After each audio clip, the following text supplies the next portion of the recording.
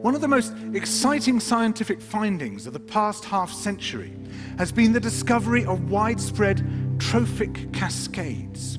A trophic cascade is an ecological process which starts at the top of the food chain and tumbles all the way down to the bottom. We all know that whales eat fish and krill, and some people, certain politicians in Japan for instance, have argued that killing whales is good for human beings, as it boosts the food available for us to eat. And so you would think.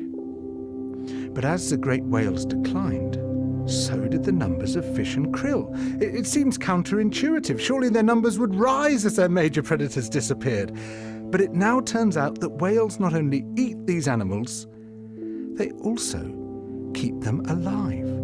In fact, they help to sustain the entire living system of the ocean. Whales feed at depth in waters that are often pitch dark, and then they return to the surface, to the photic zone, where there's enough light for photosynthesis to happen. There they release what biologists call fecal plumes, vast outpourings of poo, poonamis. These plumes are rich in iron and nitrogen, nutrients which are often very scarce in the surface waters. And these nutrients fertilize the plant plankton that lives in the only place where plants can survive, the photic zone. Fertilizing the surface waters isn't the only thing the whales do.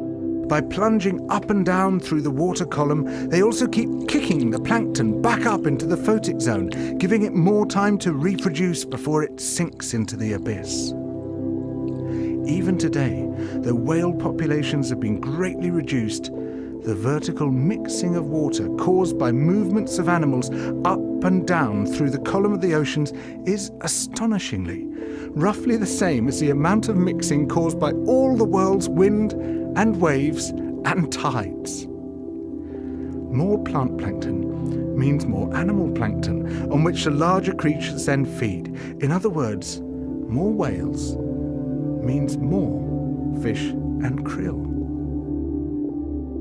But the story doesn't end here, because plant plankton not only feeds the animals of the sea, it also absorbs carbon dioxide from the atmosphere.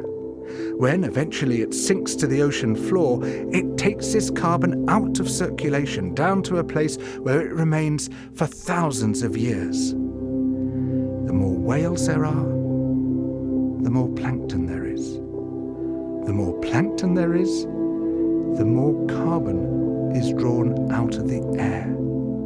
When whales were at their historical populations, before great numbers of them were killed, it seems that they might have been responsible for removing tens of millions of tons of carbon from the atmosphere every year. Whales change the climate.